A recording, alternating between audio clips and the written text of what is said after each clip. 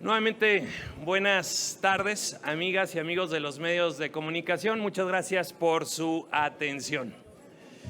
Quiero informarles que el día de hoy presenté ante la mesa directiva del Senado de la República una iniciativa de reforma a la Constitución para que la titular de la Comisión Nacional de los Derechos Humanos sea electa con el voto popular de las y los mexicanos. Se supone que es la gran defensoría del pueblo de México, la Comisión Nacional de los Derechos Humanos. Yo aquí es donde le diría al gobierno morenista ¿qué objeción tendrían en que esta comisión, que hoy es un cero a la izquierda, realmente pueda ser electa por toda la gente en todo el país? Cosa muy distinta a este proceso de elección de ministros, jueces, magistrados, que ocupa cierto nivel de tecnificación, capacidad, no solo popularidad. La Comisión Nacional de Derechos Humanos es quien va a defender a la gente de cualquier abuso de poder del gobierno, tanto federal, estatal como municipal.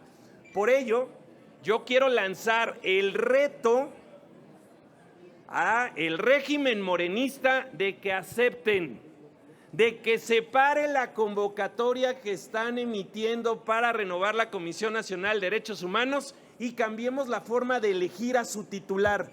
Y que entonces hagamos que sea la gente, el pueblo bueno, quien decida quién es la persona titular al frente de esta comisión. Eso por un lado. Por otro lado, amigas y amigos, quiero responderle a la presidenta de la República, Claudia Sheinbaum, que hoy en su conferencia mañanera decía que Acción Nacional insiste en tipificar el delito de narcoterrorismo en México y que eso es un error.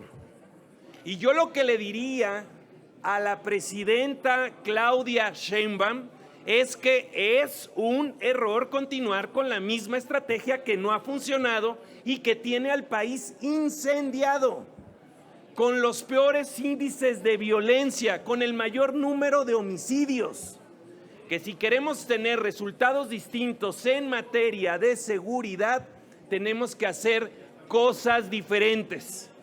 Y que no venga con la cantaleta de García Luna, que a García Luna lo sancionen por todos los años que sus actos hayan significado. Nosotros hemos dicho que quien la haga, la pague. De hecho, lo que no queremos en México es más García Lunas, del gobierno que sea, que detengan a los criminales. Porque la única detención importante en las últimas décadas ha sido la del Mayo Zambada. Detención que, por cierto, hizo el gobierno de los Estados Unidos.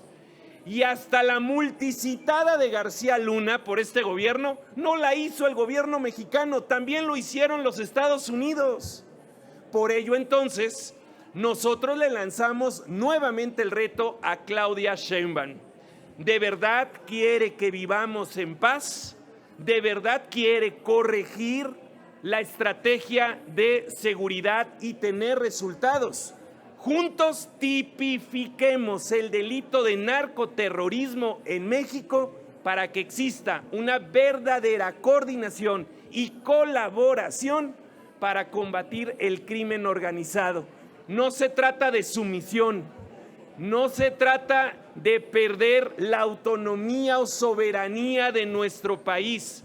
La soberanía la pierden los mexicanos cuando no pueden transitar en una carretera cuando no pueden vender sus productos sin que los extorsionen. Bueno, la soberanía en México se pierde cuando pasan hechos como el de Chilpancingo, donde a la luz del día y a la vista de todos exhiben la cabeza del alcalde recién electo en funciones, diciendo los grupos delictivos: aquí mandamos nosotros. Por ello, entonces, le lanzamos el reto y le extendemos la mano nuevamente a Claudia Sheinbaum, que corrijamos la estrategia de seguridad, que tipifiquemos el delito de narcoterrorismo en México para poder tener una colaboración internacional y tener resultados efectivos, y que finalmente las y los mexicanos podamos vivir en paz. Muchas gracias, y si hubiese alguna pregunta, yo estoy a sus órdenes. Le pregunta a Diana Benítez del Financiero, señor. Buenas tardes, Marco. Buenas tardes. ¿Esta propuesta va en serio o solo es para picarle la cresta a Morena? Porque supongo que implicaría la participación del INE y es meter más presión al INE con esta elección de la titular de la Comisión de Derechos Humanos. Diana, nuestra propuesta va tan en serio que está registrada en nuestra plataforma política con la que competimos en el 2024. Es parte de la plataforma política de acción nacional, registrada formalmente ante el órgano electoral. No es una ocurrencia. Tipificar el narcoterrorismo en México ya es una necesidad, porque la gente está viviendo con miedo, y por eso el Consejo Nacional del PAN el año pasado la aprobó, y por eso con esa plataforma competimos en esta elección del 2024. No, pero me refería a esta propuesta de que la titular de la Comisión de Derechos Humanos sea electa, o sea. Bueno, esta propuesta surge como una iniciativa y voto particular en la discusión de la reforma al Poder Judicial. Lo hicimos desde la pasada legislatura en la Cámara de Diputados, presentamos la iniciativa en esta legislatura en Cámara de Diputados, aquí también en el Senado de la República, como una contrapropuesta. ¿Quieren la participación de la gente? Muy bien, hagámoslo, pero en la gran defensoría del pueblo de México, la Comisión de los Derechos Humanos, y no con los juzgadores, ministros, magistrados y jueces que tienen que tener no solo popularidad, sino un gran nivel de técnica y capacidad para poder resolver. Los mexicanos tenemos derecho a, cuando enfrentas cualquier caso legal, tener un juez capaz, preparado, que te haga justicia. Pero también los mexicanos, en materia de derechos humanos, requerimos tener a una persona que sí se la juegue y que enfrente al gobierno, porque la Comisión de los Derechos Humanos es para defender a la gente frente a actos de autoridad, y por lo tanto tiene que ser alguien, ahí sí, electo por la propia gente. Esa es la gran diferencia, y esperaríamos que Morena aceptara el reto. Gracias. Le pregunta Andrea Becerril de La Jornada, señor. Andrea, ¿cómo estás? ¿Qué tal? Bueno, buenas tardes. Yo le quiero preguntar sobre otro tema. Hace un momento el dirigente del PRI, el senador Alejandro Moreno, anunció que ellos ya presentaron una controversia constitucional contra la reforma judicial como partido, pero que están también, que van a presentar una acción de inconstitucionalidad en contra de las dos leyes que ayer se aprobaron, de las dos leyes secundarias de la reforma judicial. ¿Ustedes cómo lo ven? ¿También estarían en ese mismo tenor, dado las irregularidades que ayer se vieron? A ver, no les cuento lo que vamos a hacer, les cuento lo que ya hicimos. Nosotros ya promovimos a través de nuestros gobiernos varias controversias constitucionales. La primera fue del gobierno de Guanajuato, a través de Diego Sinué, entonces gobernador. Es una controversia constitucional que, por cierto, ya el día de ayer fue aceptada a discusión por el ministro González Alcántara. Ya fue aceptada. También ya presentamos otras controversias constitucionales a través de varios municipios, aprobado por sus cabildos. También algunos ayuntamientos de zonas indígenas. Esto es un dato muy importante para una controversia constitucional. Y por si fuera poco, también el PAN ya presentó este lunes pasado una acción de inconstitucionalidad. Esa la firmé yo. En mi calidad de presidente de partido, me da la potestad la Constitución de presentar acciones de inconstitucionalidad en materia electoral. Y ustedes me dirían, ¿y qué tiene que ver eso con la reforma al Poder Judicial? Están electorizando la elección de ministros, jueces y magistrados, y por lo tanto tenemos competencia los presidentes de partido para presentar esa acción de inconstitucionalidad. Y por si todo esto fuera poco, que ya hizo el Partido Acción Nacional, esta semana que concluye vamos a presentar todas y todos los senadores de Acción Nacional amparos desde los legisladores para que se declaren aún más suspensiones a este proceso. Pero aquí la pregunta es, Andrea, amigas y amigos, ¿qué va a hacer el gobierno y el régimen cuando la Suprema Corte de Justicia resuelva el tema de fondo y diga que es inconstitucional o suspenda el acto? ¿Van a acatar o van a llevar a nuestro país, como lo están haciendo ahorita, a una crisis constitucional y a un choque entre poderes? Esto es sumamente delicado, sumamente irresponsable y además es un desacato por parte de todos ellos. ¿Pero usted da por hecho ya que la Corte va a decidir en ese sentido?